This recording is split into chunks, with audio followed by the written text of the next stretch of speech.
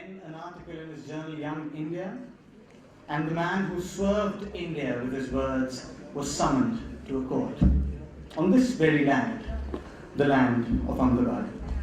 What followed was 100 minutes of sheer brilliance from one of the finest lawyers India has ever seen, or the world has ever seen for that matter, Mohandas Karamchand Gandhi. The only difference was, he was in the dock this time around. Presenting before you, ladies and gentlemen, a play enacting the great trial of Mahatma Gandhi. A trial instrumental in more ways than one. A trial that saw, perhaps for the only time in the history of humankind, a judge rise at the entry of an accused. A trial wherein the judge found himself in a quandary of a lifetime. A trial that changed the course of India's independence struggle. A trial that became history. All right!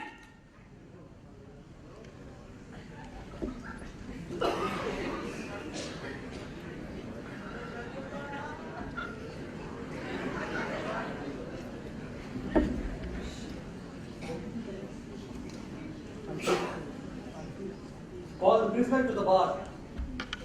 Mohandas Karamchand Gandhi, हाजिर हो!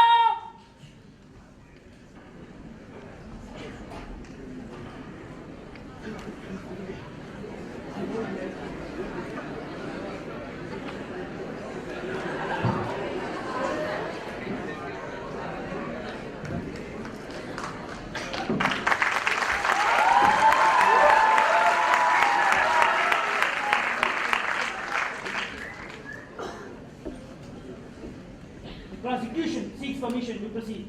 You may proceed. Non-cooperation has one aim: the overthrow of the government. Sedition must become our creed. We must give no quarter, nor can we expect any. Signed, M.K. Gandhi. In your journal, Young India, dated 22nd March of this year. Do you deny writing it, Mr. Gandhi? Not at all, my lord. I have no desire to conceal anything from this court, and I personally believe that with this government, non-cooperation with evil is my duty, and that the British rule in India is evil. The prosecution rests its case, your lordship. I take it you will consider your own defense, Mr. Gandhi. I have no defense, my lord. And if you believe that what I have done is against your law, you may inflict on me the severest penalty possible. But that would obviously be a cruel challenge to the humane Broomfield. Mr. Gandhi, do you wish to make a statement on the quantum of sentence? You wish to make a statement. Could you please give it to me in writing so that I may put it on record? I shall give it to you as soon as I finish. Before I begin my statement, I would like to endorse to the learned Advocate General's remark in connection with my humble self. That he has said and I have learned, I have no desire to conceal from the court that preaching disaffection towards this government has almost become a passion with me. And that he has right when he said that my disaffection towards this government commenced much before Young India. I must say that Advocate General is wrong and the period mentioned is less. My disaffection towards the government commenced much earlier than the period mentioned by learned Advocate General. I must admit before the court that it gives me an injury to admit that what he has said is totally true and that this disaffection stands correct. My lord, this burden lies on my shoulders, but I have to discharge the responsibility. I endorse to all the blame that has been thrown to me by the learned Advocate General regarding Chori Chora incidents, the Madras occurrences, and the Bombay occurrences.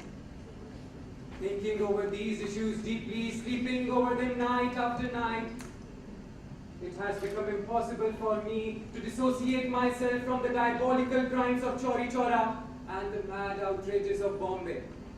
He's right when he says that for a man of such experience, for a man who was having all the worldly experiences, that a man who was having fair share of knowledge, I must have known the consequences of my act.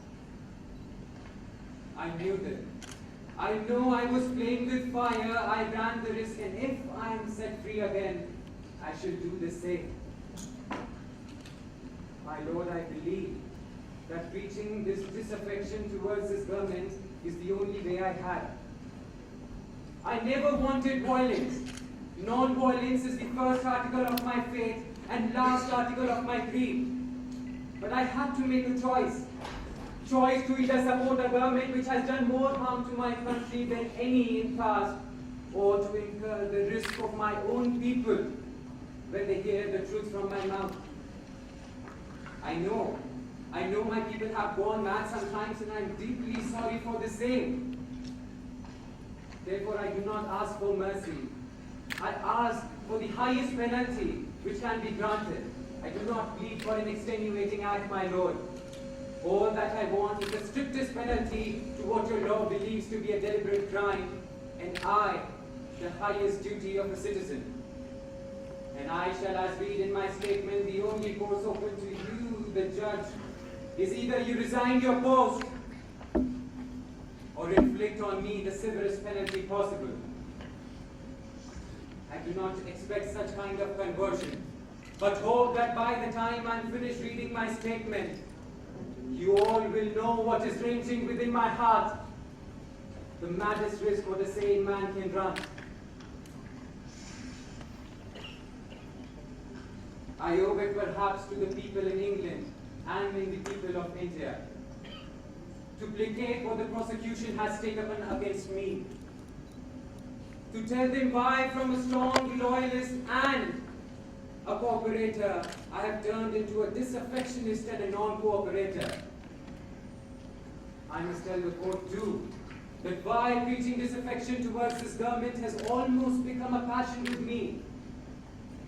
I must tell you, my Lord, I reluctantly came to the conclusion that this government has done more harm to India than any before, both politically and economically.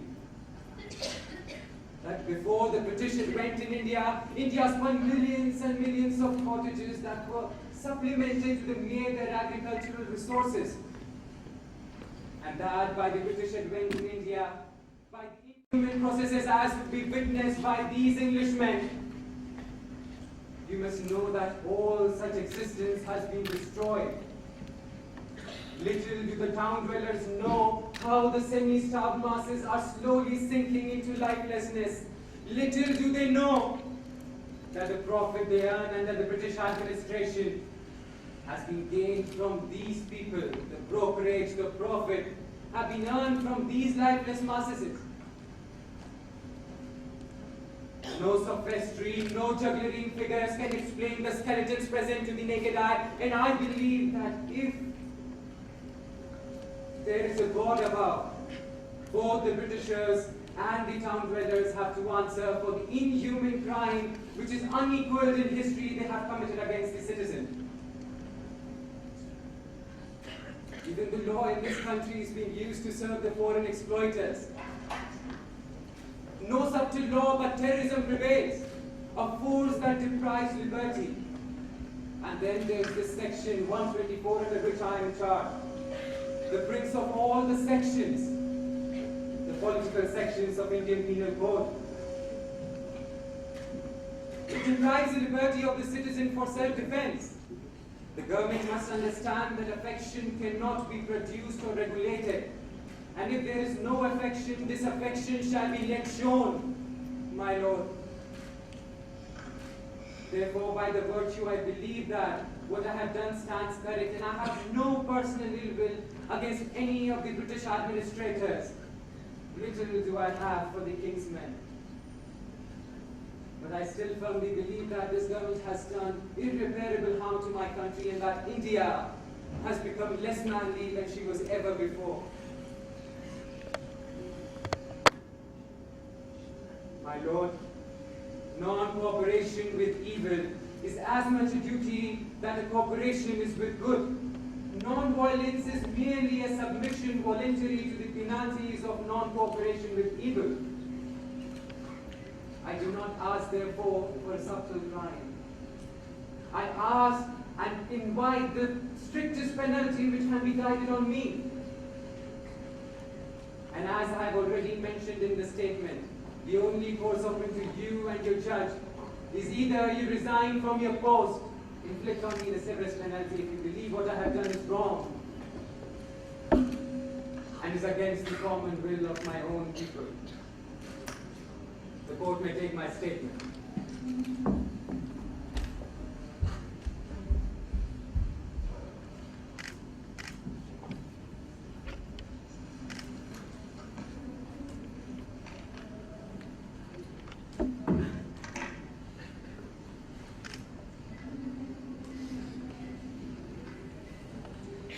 A person of your category has never been tried in a court and probably never will be. It is nevertheless my painful duty to sentence you to 6 years of imprisonment. However, if at any point of time His Majesty's government may deem fit to reduce the sentence, no one would be happier than I am.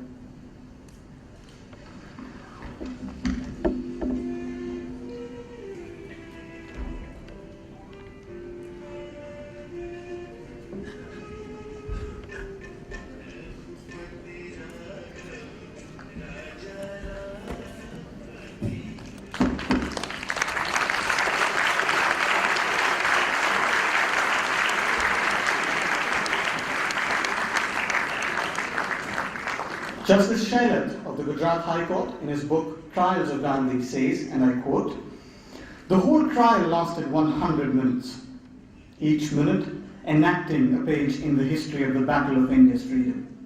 Why has the trial of Gandhiji been universally acknowledged to be a great historic trial, outshadowing all similar trials of leaders and patriots? Surely not merely because of extraordinary sway over India's teeming millions whom he treated as his own, nor because of its political future of India. The chief and the most important factor which made the trial historic was the profound issues involved in it, namely that of obedience to law as against obedience to moral duty. The trial is of profound and momentous significance in that Gandhiji during the trial sought to establish beyond doubt the superiority of soul force over sheer brute force. Born out of the gospel of self-suffering and the doctrines of willful yet holy withdrawal from all that is foul, base and unholy in human behavior. A conclusion which will have an abiding purpose and a meaning until humanity survives. I am quote. Speaks volumes about a man blame it on the trivialization of the history as it is perceived by modern India and the modern world is more misunderstood than understood. A man who had his share of mistakes to his credit, but had the soul to stand up to each one of them and accept them. In his own words, he said, and I quote, "First they ignore you, then they laugh at you, then they fight you, and then you win." His ideals fight a similar battle today, sadly enough, against his own people. Thank you so much, ladies and gentlemen. I'd now like to invite, amidst this thunderous applause, the cast of this play. N.K. Gandhi was played by Aditya Sharma, and what flawless play, ladies and gentlemen. Public Prosecutor by Shobhit, Shukla. Court Orderly by Ashish, Somani. And the digital synchronization was done by Vatsalya, Vishal. And this trial and this play could not have been anywhere near to where it is today if it was not for Dr. Armik Vaishnav. Ladies and gentlemen, give it up for Dr. Armik Vaishnav.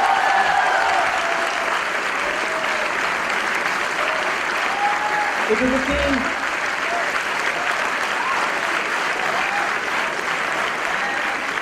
is a team that fought all technical difficulties that could have come its way. Fantastic. Another round of applause, ladies and gentlemen, for this fantastic team.